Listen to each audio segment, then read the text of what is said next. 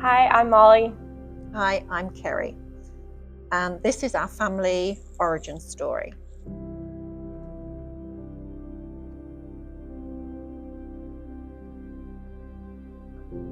I did not grow up in a family that went to church every week.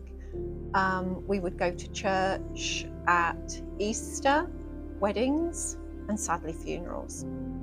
I had a friend that used to visit. Her name was Pop, and she would visit every Sunday after church. And we would always say, we should really go to church, but we never ever did. We came to the United States in 2008. It was a difficult journey. We encountered quite a few issues, one of which was our visa issue. We returned to the UK, and during the time we were in the UK, what should have been a 2-week stay while our visa was stamped turned into a 3-month stay because, a long story, the visa was denied and we were told we were banned from returning to the US for 10 years. During that time, I was very ill, I guess. I was pretty depressed. And my friend Pop would frequently ask if I wanted to go to church. And I was, no thanks. But it got to a period where I was desperate. And so I texted her a response one day when she asked if I wanted to go to church. And I said, okay, pick me up. I truthfully felt the preacher, I don't recall his name, I felt like I was the only person in the room that he was talking to. I remember he said, it's not until you look up and you are on your knees that you find God. I was literally hanging by a thread at this point. And I continued to go to church for weeks after that whilst we remained in the UK. More or less 4 months later, we were allowed to come back to the US. And at that point, Mollie and I started to look around at different churches.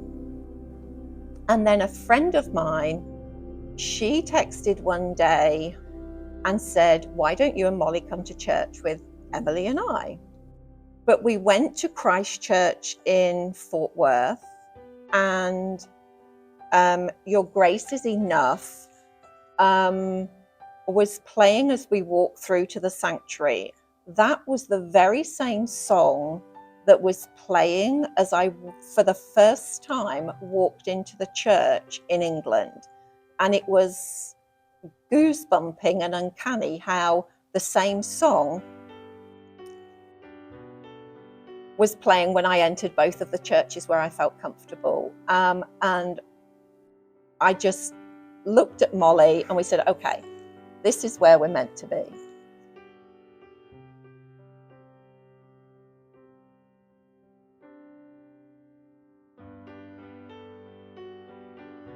With Frank's illness, which is hard, I'm not sure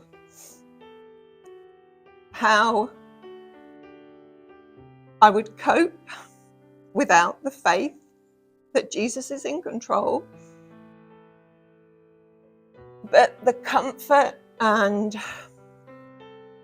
the blessings that we have had through our faith, through our friends, through our church family, has truthfully kept us going at what is a crazy difficult time. We would not still be here, sitting on this couch, Being able to tell the story. No. The old Kerry, prior to my faith, I think I would have been angry. I can't put into words. There's a peace that is comforting even through this very, very dark time that we're experiencing now. And yeah, I get tearful. I get upset when I talk about it. But ultimately, the peace and comfort that we have throughout the exhaustion and everything else just keeps us going, doesn't it?